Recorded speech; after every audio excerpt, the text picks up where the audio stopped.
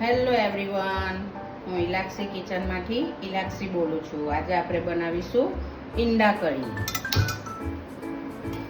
તો પહેલા આપણે લઈશું ઘી,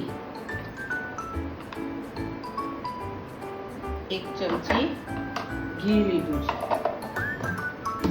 હવે એની અંદર આપણે પીસેલો કાંદો નાખીશું. પીસેલો કાંદો સાતરીને પછી એની અંદર આપણે નાખીશું ટામેટાની ગ્રેવી.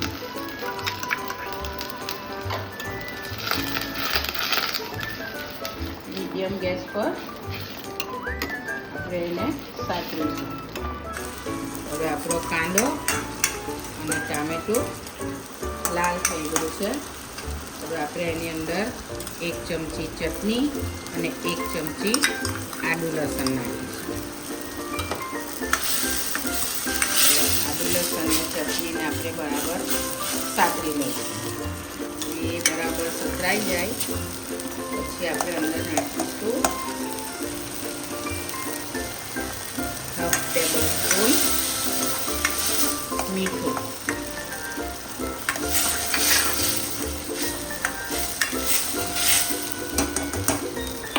આપણે એની અંદર નાખીશું મરચાંની ભૂકી, ભરેલા ધાણા, હળદર અને અડધી ચમચી ગરમ મસાલો. એને પણ આપણે બરાબર સાતરી લઈશું. ચાલો, સતરાઈ ગયો છે. એની અંદર આપણે નાખીશું થોડો લીલો કાંદો. લીલો કાંદો આપણો સતરાઈ જાય હવે આપણે નાખીશું થોડું પાણી.